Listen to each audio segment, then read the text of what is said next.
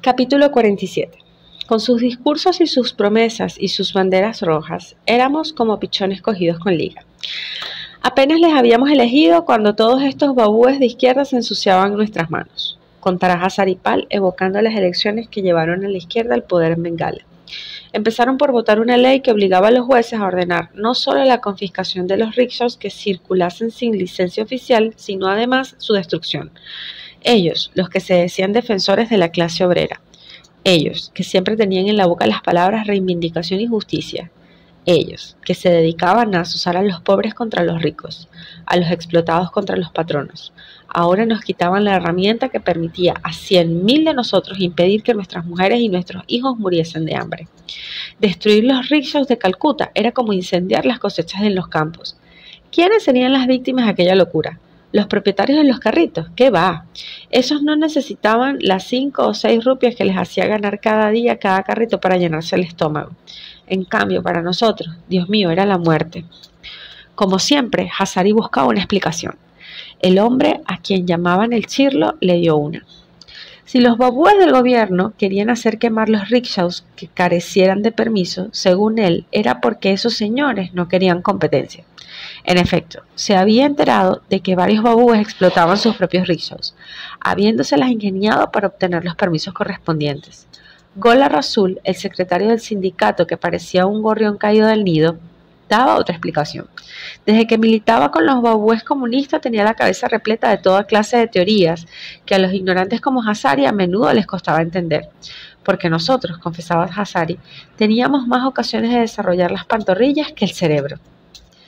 Rasul afirmaba que los responsables de las persecuciones eran en realidad los tecnócratas del ayuntamiento.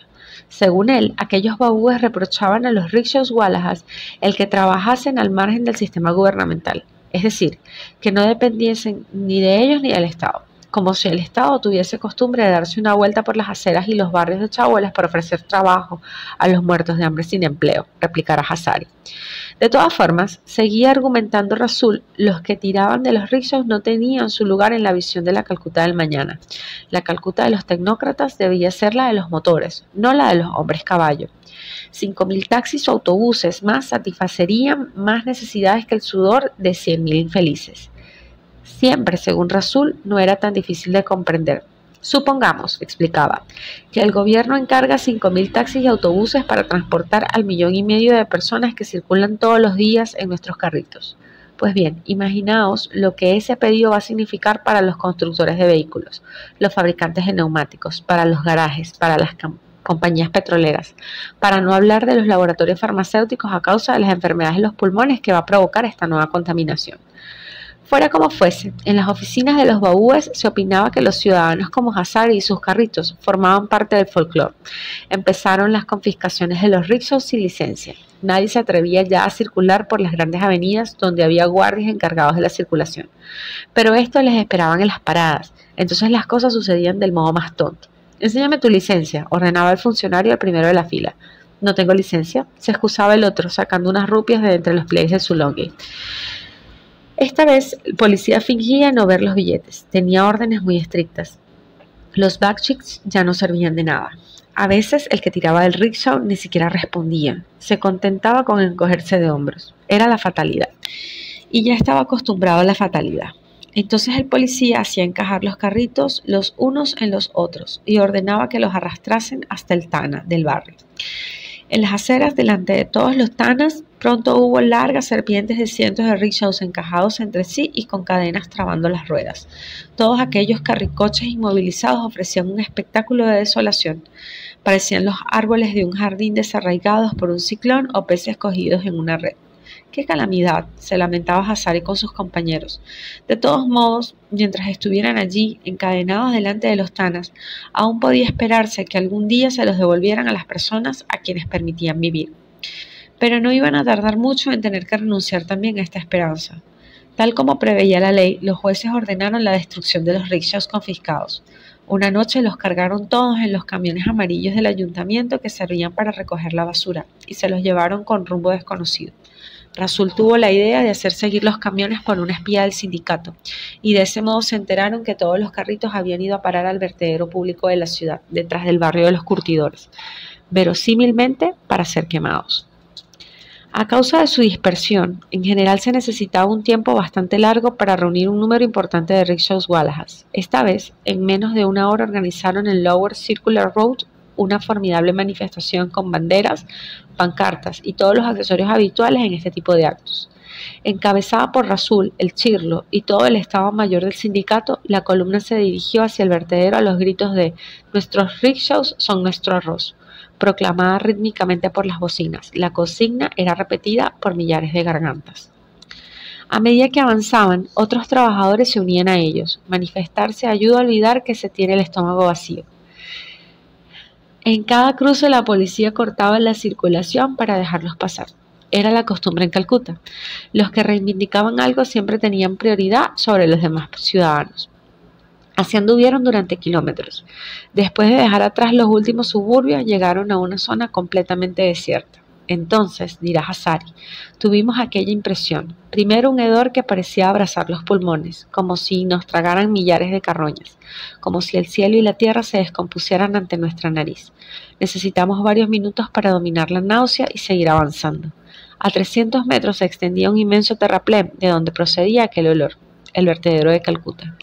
Un colchón de basuras tan grandes como el Maidán, donde se agitaban entre una nube de polvo pestilente decenas de camiones y de bulldozers. Miríadas de buitres y de cuervos giraban por encima de toda aquella pobredumbre. Había tantos que el cielo se había oscurecido como en un día de monzón.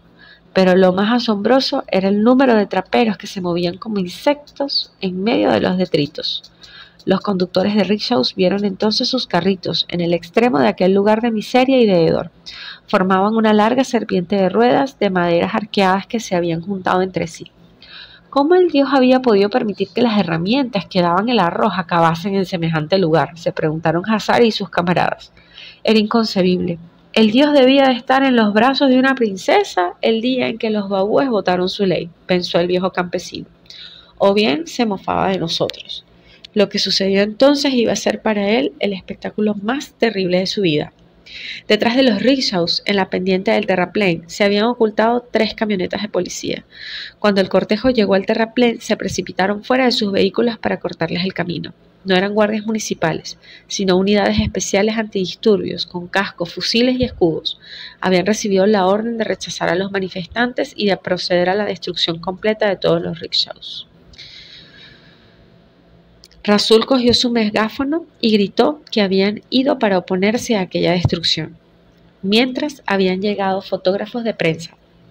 Parecían más bien fuera de lugar en aquel decorado con sus zapatos y sus pantalones. El inmenso terraplén pronto estuvo atestado. Los traperos dejaron de escarbar en la basura y también había quien acudía de los pueblos vecinos. Los policías avanzaron haciendo girar sus fusiles, pero ningún rickshaw Wallah se movió. Ante la enormidad del crimen que estaba a punto de cometerse, todos estábamos dispuestos a caer bajo las porras antes que retroceder, dirá Hassari. La verdad es que todos aquellos años nos habían endurecido, y la última gran huelga contra nuestros patronos nos había demostrado que podíamos ganar si permanecíamos unidos. Nos sentíamos tan solidarios como las varas lo eran de nuestros carritos. Entonces se produjo un drama.